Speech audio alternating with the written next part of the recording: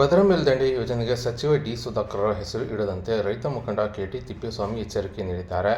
ಹಿರಿಯೂರಿನಲ್ಲಿ ಅವರು ಮಾತನಾಡಿದ್ದು, ಭದ್ರಾ ಮೇಲ್ದಂಡೆ ಯೋಜನೆಗೆ ಸಚಿವ ಡಿ. ಸುಧಾಕರ್ ಅವರು ಹೆಸರು ಇಡಲು ಮುಖಂಡರು ಮಾತನಾಡುತ್ತಿದ್ದಾರೆ.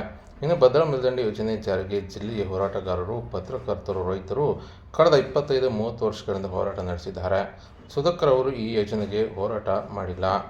ಇನ್ನು ಅವರ ಕಾಲದಲ್ಲಿ ಆದ ಅನ್ಯಾಯವನ್ನು ಜಿಲ್ಲೆಯ ಜನರು ಮರೆತಿಲ್ಲ. 2016-17ರಲ್ಲಿ ಅಡಿಕೆ ಮರಗಳು ಒಣಗಿ ಹೋಗಲು ಸಚಿವ ಡಿ. ಸುಧಾಕರ್ ಅವರು ಕಾರಣರಾಗಿದ್ದಾರೆ. ವಾಣಿ ವಿಲಾಸ ಸಾಗರ ಜಲಾಶಯಕ್ಕೆ ರೈತರು ಹೋರಾಟ ಮಾಡಿ 5 ಟಿಎಂಸಿ ನೀರು ಮಂಜೂರು ಮಾಡಿಕೊಂಡು ಬಂದ ಸಂದರ್ಭದಲ್ಲಿ ಟಿ.ಪಿ. ಜಯಚಂದ್ರ ಅವರು 3 ಟಿಎಂಸಿ ನೀರು ತೆಗೆದುಕೊಂಡು ಹೋದ ಸಂದರ್ಭದಲ್ಲಿ ಸಚಿವ ಡಿ. ಸುಧಾಕರ್ ಅವರು ಬಾಯಿ ಮುಚ್ಚಿಕೊಂಡಿದ್ದರು. ಅಂದು 3 ಟಿಎಂಸಿ ನೀರು ಕಳೆದುಕೊಂಡಿದ್ದು ಸಚಿವ ಡಿ. ಸುಧಾಕರ್ ಅವರ ಸಾಧನೆಯಾಗಿದೆ.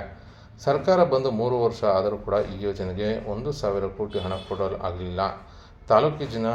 ತಾಲೂಕಿನ ಜನ ನೆನೆಯುವ ಒಂದು ಕೆಲಸವನ್ನು ಸಹ ಡಿ. ಸುಧಾಕರ್ ಮಾಡಿಲ್ಲ.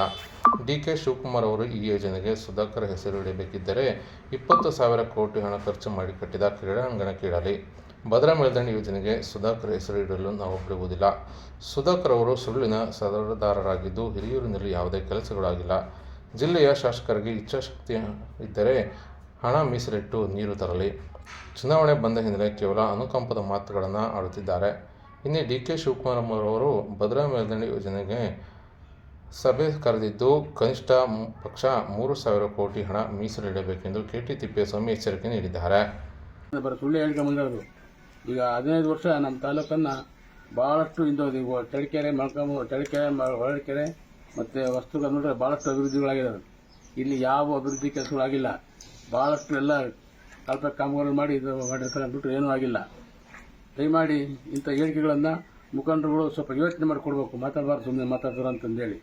ಜೊತೆಗೆ ಏನು ಮೊನ್ನೆ ವೀರೇಂದ್ರ ಪಪ್ಪಿಯವರು ಮತ್ತು ಪೂರ್ಣಿಮಾ ಶ್ರೀನಿವಾಸ್ ಅವರು ಬಂದು ಒಂದು ಸ್ಟೇಟ್ಮೆಂಟ್ ಮಾಡಿದ್ದಾರೆ. ಭಾಳ ಅನುಕಂಪದ ಮಾತುಗಳಾಡಿದ್ದಾರೆ. ಅಯ್ಯೋ ರೈತರು ತೋಟಗಳು ಒಣಗ್ತವೆ, ಹಿಂಗೆ ಭದ್ರಾ ಮೇಲೆ ನೀರು ಬಿಡಿಸ್ತೀವಿ ಅಂತ. ನೀವೇ ಈಗ ನೀರು ಬಿಡಿಸ್ಬೇಡ್ರಿ, ಕೆಲಸ ಆಯ್ತು ನೀರು ಬಿಡ್ತಾರೆ. ನಿಮಗೇನಾದ್ರು ರೈತರ ಬಗ್ಗೆ ಇಚ್ಛಾಶಕ್ತಿ ಇದ್ದರೆ ಈ ತಾಲೂಕಿಗೆ ನೀರು ತರಬೇಕಾದ್ರೆ ನಿಮ್ಮ ಸರ್ಕಾರದಲ್ಲಿ ಹೇಳಿ ಒಂದು 3,000 ಕೋಟಿ ಹಣವನ್ನಾದ್ರೂ ಮೀಸಲಿಡಕ್ಕೆ ಹೇಳಿ. ಒಂದು 3,000 ಕೋಟಿ ಹಣ ಮೀಸಲಿಟ್ಟು ಈ ಎಲ್ಲ ಕೆರೆಗಳಿಗೆ ಲಿಂಕ್ ಲೈನ್ ಕೆಲಸ ಕಾಮಗಾರಿ ಶುರು ಮಾಡಲಿ. ಈಗ ಚುನಾವಣೆ ಬಂದೈತೆ ಅಂತಂದು ಹೇಳಿ ಎಲ್ಲರೂ ಬಂದು ಸುಮ್ಮನೆ ಭರವಸೆಗಳು ಕೊಟ್ಟು ಅನುಕಂಪದ ಮಾತು ಆಗಿದೆ ಯಾರಿಗೂ ಉಪಯೋಗ ಅಲ್ಲ. ಏನಾದರೂ ಕೆಲಸ ಕಾರ್ಯಗಳು ಆದ್ರೆ ಮಾತ್ರ ಉಪಯೋಗ ಆಗುತ್ತೆ.